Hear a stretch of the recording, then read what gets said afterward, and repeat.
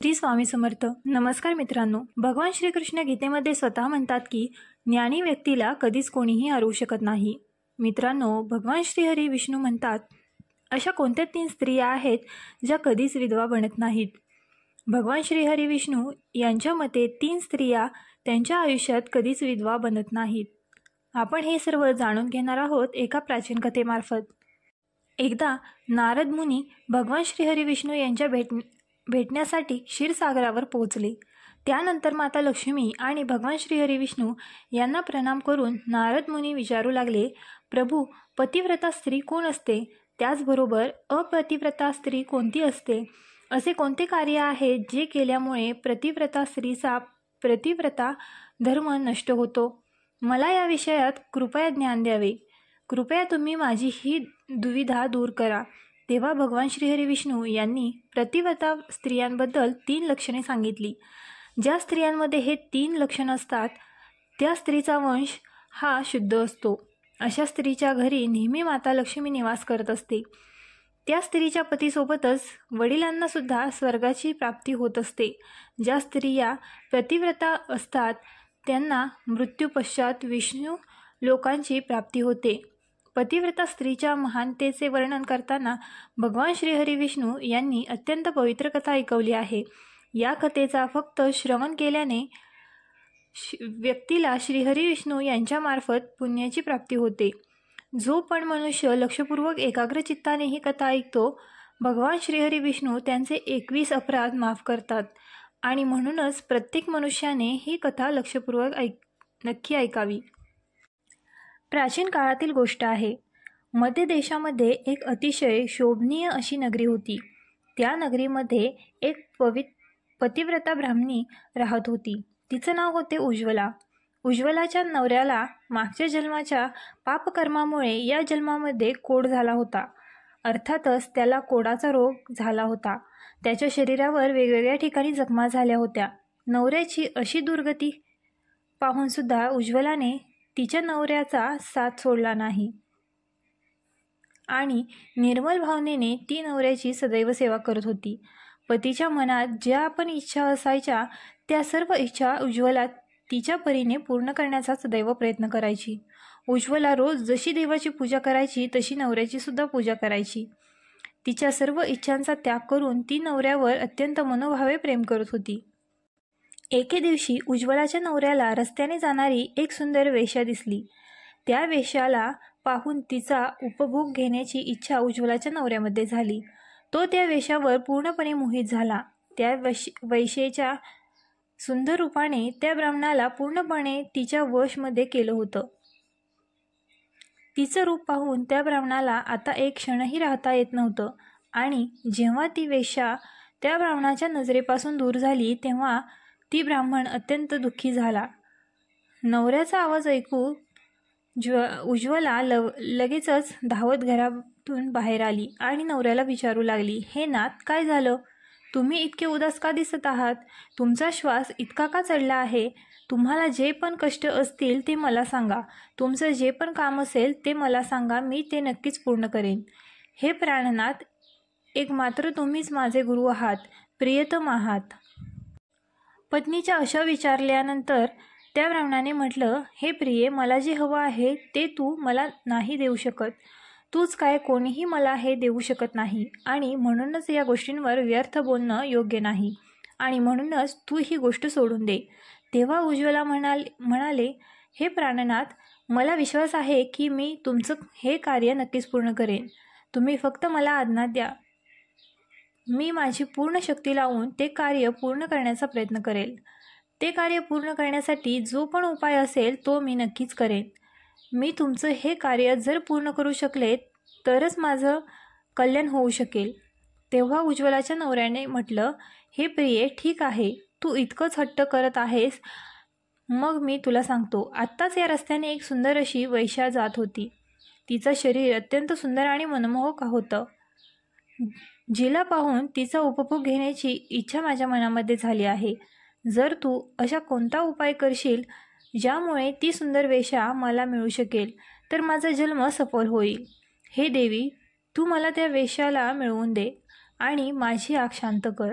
नवऱ्याने असं म्हटल्यावर उज्ज्वला अत्यंत दुःखी झाली व त्यानंतर ती म्हणाली, हे नाथ, तुम्ही धीर धरा. मी तुमचं हे कार्य नक्कीच पूर्ण करेन आणि त्या वेश्यासोबत तुमची भेट नक्कीच घडवून देईल. इतकं म्हटल्यानंतर उज्ज्वलाने मनातल्या मनात काहीतरी विचार केला आणि मध्यरात्री उठून ती शेण आणि झाडू घेऊन घरातून बाहेर निघून गेली. जाता वेळेस तिच्या मनामध्ये खूप प्रसन्नता होती. त्यानंतर ती त्या वेश्याच्या घराजवळ पोहोचली व त्यानंतर तिने त्या वेश्याच्या घराच्या अंगणाला झाडून झाडलं व त्यानंतर शेणाने सारवून त्या वेश्याचा अंगण अत्यंत सुंदर बनवला आणि लोकांचे लक्ष लागण्यापूर्वीच ताबडतोब ती तिच्या घरी परत आली. अशा प्रकारे उज्ज्वलाने 3 दिवस त्या वेश्याच्या घराच्या अंगणामध्ये झाडू मारून ते अंगण शेणाने सारवलं. इकडे ती वेश्या तिचा घराचं अंगण पाहून सेवकांना विचारू लागली, अरे वा, आज माझ्या अंगणाची इतकी चांगली स्वच्छता कोणी केली आहे? ज्याने पण माझं अंगण स्वच्छ केलं आहे त्याची मी इच्छा नक्कीच पूर्ण करेल. तेव्हा वेश्याचे सेवक म्हणाले, हे स्त्री, घराच्या अंगणाची स्वच्छता तर आम्ही केली नाही. आम्ही उठण्यापूर्वीच कोणीतरी या अंगणाची स्वच्छता करून निघून जाते. सेवकाचं बोलणं ऐकून वेश्याला खूपच आश्चर्य वाटलं. ती विचार करू लागली की असा कोण आहे जो माझ्या अंगणाची स्वच्छता करतो. त्या वेश्याची उत्कंठा वाढू लागली व त्यामुळेच ती रात्री झोपली नाही आणि लपून पाहू लागली की कोण अंगणाची स्वच्छता करत असतो. मध्यरात्र झाली तेव्हा वेश्याने पाहिलं की एक ब्राह्मणी तिच्या घराजवळ येऊन अंगणाची स्वच्छता करते व शेणाने अंगण सारवते. ब्राह्मणीला पाहून ती वेश्या म्हणाली, हे देवी, तुम्ही हे काय करत आहात? माझ्यासारख्या पापी स्त्रीच्या घराचा अंगण तुम्ही का साफ करत आहात? मला माफ करा, परंतु तुम्ही हे काम करू नका. इतकं म्हणून त्या वेश्याने त्या ब्राह्मणीचे पाय पकडले आणि म्हटलं, हे पतिव्रते, तुम्ही का माझं वय, यश, संपत्ती आणि कीर्तीचा विनाश करण्याच्या मागे आहात? मी असा कोणता अपराध केला आहे? हे साध्वी, तुम्हाला जे पण हवं आहे ते तुम्ही मागा. मी काहीही विचार न करता ते तुम्हाला देऊन टाकेल, परंतु तुम्ही कृपया हे कार्य करू नका. तेव्हा उज्ज्वलाने वेश्याला म्हटलं, हे सुंदरी, मला धनाचा कोणताही प्रकारे लोभ नाही, परंतु मला तुमच्याकडून एक कार्य करून घ्यायचे आहे. जर तुम्ही हे करणार असशील तर ते कार्य मी तुला सांगेन. जर तू ते कार्य पूर्ण करणार असशील तर माझ्या मनाला शांतता मिळेल आणि तेव्हाच मी समजेल की तू माझ्या मनातील इच्छा पूर्ण केली आहेस. तेव्हा ती वेश्या म्हणाली, हे पतिव्रते, तुम्ही लवकर सांगा.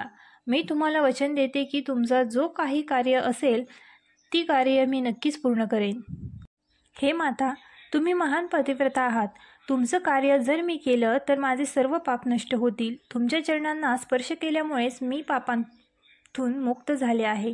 कृपया तुम्ही लवकर सांगा की मी तुमची कशा प्रकारे मदत करू शकते. तेव्हा उज्ज्वला थोडी शरमेने म्हणू लागली, हे सुंदरी, काही दिवसांपूर्वी माझ्या नवऱ्याची नजर तुमच्यावर पडली होती आणि तेव्हापासून ते तुमच्या शरीराचा उपभोग घेण्यासाठी व्याकुळ झाले आहेत. ब्राह्मणीचं असं म्हणणं ऐकून वेश्या आश्चर्यचकित झाली. काही क्षण ती विचार करत होती. त्या वेश्याला एका कोड आजाराने ग्रस्त असलेल्या व्यक्तीच्या जवळ जाण्याचा विचार करूनच खूप दुःख वाटू लागलं. तेव्हा ती वेश्या उज्ज्वलाला म्हणाली, हे देवी, जर तुम्ही तुमच्या नवऱ्याला घेऊन माझ्या घरी आलात तर एका दिवसासाठी मी तुमच्या नवऱ्याची इच्छा अवश्य पूर्ण करेल. तेव्हा उज्ज्वलाने म्हटलं, हे सुंदर स्त्री, मी आज रात्रीच माझ्या नवऱ्याला घेऊन तुमच्या घरी येते आणि जेव्हा ते तुमच्याकडून स्वतःची तृप्ती करून घेतील तेव्हा मी पुन्हा त्यांना माझ्या घरी घेऊन जाईल. तेव्हा वेश्या म्हणाली, हे पतिव्रता स्त्री, तू लगेच तुझ्या घरी जा, जेणेकरून कोणीही तुला इथे पाहू नये आणि ताबडतोब तुझ्या नवऱ्याला घेऊन इथे ये. मी तुझ्या नवऱ्याची इच्छा नक्कीच पूर्ण करेन. त्यानंतर उज्ज्वला तिच्या घरी निघून गेली व तिने जाऊन नवऱ्याला सर्व हकीकत सांगितली. तिने सांगितलं की आज रात्री ती त्याला त्या वेश्याच्या घरी घेऊन जाणार आहे. तेव्हा उज्ज्वलाचा नवरा उज्ज्वलाला म्हणाला, हे प्रिये, मी तिच्या घरी कसं जाणार? मला तर चालणंसुद्धा शक्य नाही. मग कशाप्रकारे हे कार्य पूर्ण होऊ शकेल? तेव्हा उज्ज्वला म्हणाली, हे प्राणनाथ, तुम्ही चिंता करू नका. मी तुम्हाला माझ्या पाठीवर बसवून घेऊन जाणार आहे आणि जेव्हा तुमचं कार्य पूर्ण होईल तेव्हा तुम्हाला परत घेऊन येणार आहे. उज्ज्वलाच्या तोंडून हे बोलणं ऐकून ब्राह्मण खूपच खुश झाला आणि ती उज्ज्वला म्हणाला, हे कल्याणी, तू एक महान स्त्री आहेस. तुझ्यापासून मी अत्यंत प्रसन्न आहे. तुझ्यामुळेच माझं कार्य पूर्ण होणार आहे. तू आज जे कार्य तुझ्या नवऱ्यासाठी केलं आहेस असं कार्य या जगातील कोणतीही स्त्री करू शकणार नाही. हे देवी, तू धन्य आहेस. त्यानंतर रात्र झाली व उज्ज्वला नवऱ्याला पाठीवर बसवून घेऊन जाऊ लागली. रस्त्यातच मांडव्य ऋषीला राजाने चोर समजून सुलीवर लटकवले होते, परंतु ते ऋषी अजूनही जिवंत होते आणि त्याच्या तपस्येमध्ये लीन झाले होते. जेव्हा रात्रीच्या अंधारात उज्ज्वला मांडव्य ऋषीच्या बाजूने जात होती तेव्हा चुकून तिचा नवऱ्याचा पाय मांडव्य ऋषीच्या शरीराला लागला आणि त्यांची तपस्या भंग झाली. मांडव्य ऋषी अत्यंत क्रोधित झाले आणि शाप देऊ लागले, ज्या पापी माणसाने माझी तपस्या भंग केली आहे आणि मला वेदना दिल्या आहेत ती पापी सूर्योदय होण्याबरोबरच भस्म होऊन जाईल. मांडव्य ऋषीने शाप देताच उज्ज्वलाचा नवरा जमिनीवर पडला.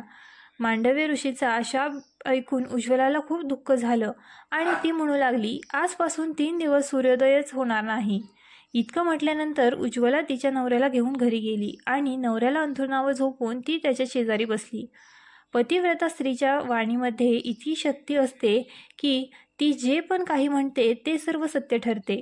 त्यामुळे पतिव्रता स्त्रीच्या म्हटल्यामुळे साक्षात सूर्यदेवाला सुद्धा तिच्या बोलण्याचं पालन करावं लागलं. कारण स्वतः श्रीहरी विष्णू यांनीच पतिव्रता स्त्रीचा हा वरदान दिला आहे की त्या जे पण काही म्हणतील ते नक्कीच सिद्ध होणार आहे. त्यानंतर 3 दिवस सूर्योदय झाला नाही.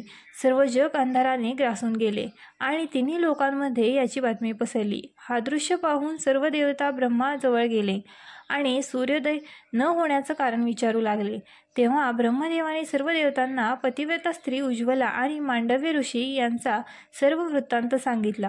त्यानंतर सर्व देवता दिव्य विमानात बसून ब्रह्माजींसोबत उज्ज्वलाच्या घरी गेले. ब्रह्माजींनी उज्ज्वलाला म्हटलं, हे माता, तू म्हटल्यामुळे सूर्योदय होत नाही, त्यामुळे संपूर्ण सृष्टी धोक्यात आली आहे. प्राण्यांचे जीवन धोक्यात आहेत. कृपा करून तू तुझे शब्द मागे घे आणि सूर्योदय होऊ दे. तेव्हा उज्ज्वला म्हणाली, हे भगवान, एकमात्र माझा नवरा माझा गुरु आहे. माझा नवरा माझ्यासाठी तिन्ही लोकांपेक्षा मोठा आहे आणि सूर्योदय झाल्यानंतर माझ्या नवऱ्याचा मृत्यू होणार आहे, कारण मांडव्य ऋषींनी शाप दिला आहे. मी कोणत्याही लोभामध्ये, रागामध्ये किंवा मोहामध्ये असं केलं नाही. मी फक्त माझ्या नवऱ्याचे प्राण वाचवू इच्छित आहे. तेव्हा ब्रह्मदेव म्हणाले, हे माते, तुझ्या नवऱ्याचं आयुष्य इतकंच होतं. तुझ्या नवऱ्याच्या मृत्यूमुळेच पृथ्वीचा कल्याण होणार आहे. तू तुझ्या नवऱ्याचे प्राण जाऊ दे, यामुळे तुला खूप पुण्य मिळणार आहे. तेव्हा उज्ज्वला म्हणाली, हे ब्रह्मदेव, पतीचा त्याग करून मला कुठल्याही लोकांमध्ये सुखाची प्राप्ती होणार नाही. माझे पती माझ्यासाठी ईश्वर आहेत आणि म्हणूनच मी त्यांचा त्याग करू शकत नाही. तेव्हा ब्रह्मदेव म्हणाले, हे कल्याणी, तुझ्या ह्या पतिव्रता धर्मामुळेच मी खूपच प्रसन्न झालो आहे. तू आत्ता तुझा हा हट्ट सोडून दे आणि सूर्योदय होऊ दे, ज्यामुळे पूर्ण संसार स्वस्थ होऊन जाईल आणि आमच्या आशीर्वादामुळे तुझा कोड रोगाने ग्रसित नवरा सुद्धा कामदेवासारखा सुंदर होईल. ब्रह्माजींनी असं म्हटल्यानंतर त्या पतिव्रता स्त्रीने थोडा वेळ विचार केला व त्यानंतर तिने ब्रह्मदेवांना होकार दिला व त्यानंतर सूर्योदय झाला व त्यानंतर मांडव्य ऋषींच्या शापामुळे लगेचच उज्ज्वलाच्या नवऱ्याचा देहांत झाला व त्यानंतर त्या राखेतून कामदेवासमान अत्यंत सुंदर असा तिचा नवरा बाहेर आला. हा सर्व चमत्कार पाहून उज्ज्वला अत्यंत प्रसन्न झाली व त्यानंतर सर्व लोकांतून एक अत्यंत तेजस्वी विमान आला व त्या विमानात उज्ज्वला तिच्या नवऱ्यासोबत बसून स्वर्ग लोकांसाठी निघून गेली. तर मित्रांनो, अशा प्रकारे पतिव्रता स्त्रीमध्ये या संसाराला नष्ट करण्याची सुद्धा शक्ती असते. पतिव्रता स्त्रीसमोर मोठमोठ्या देवांना सुद्धा माघार घ्यावी लागते. त्यानंतर भगवान श्री हरिविष्णू म्हणतात, हे नारद मुनी, आता मी तुम्हाला स्त्रियांचे हे 3 लक्षणे सांगतो. ज्या स्त्रियांमध्ये हे 3 लक्षणे सांगतो ज्या स्त्रियांमध्ये हे 3 लक्षणे असतात अशा स्त्रिया कधीच विधवा होत नाहीत. पहिलं लक्षण आहे, जी स्त्री पतिव्रता असते, जी स्त्री पतिव्रता धर्माचा पूर्णपणे पालन करते अशी स्त्री कधीच विधवा होत नाही. नंबर 2, जी स्त्री तिच्या नवऱ्याचा कोणताही शब्द खाली पडू देत नाही, नवऱ्याची इच्छा लगेचच पूर्ण करते, नवऱ्याने जे सांगितलेलं कार्य असेल ते कार्य करण्यासाठी ती स्त्री सदैव तत्पर असते, अशी स्त्री कधीही विधवा होत नाही. नंबर 3, जी स्त्री नवऱ्यासाठी कोणासमोरही माघार घेत नाही, देवांनाही तिच्यासमोर माघार घ्यावी लागते, अशी स्त्रीसुद्धा कधीच विधवा होत नाही. व्हिडिओ आवडल्यास आपल्या ग्लो मराठी चॅनलला लाईक, शेअर आणि सबस्क्राईब करायला विसरू नका. श्री स्वामी समर्थ.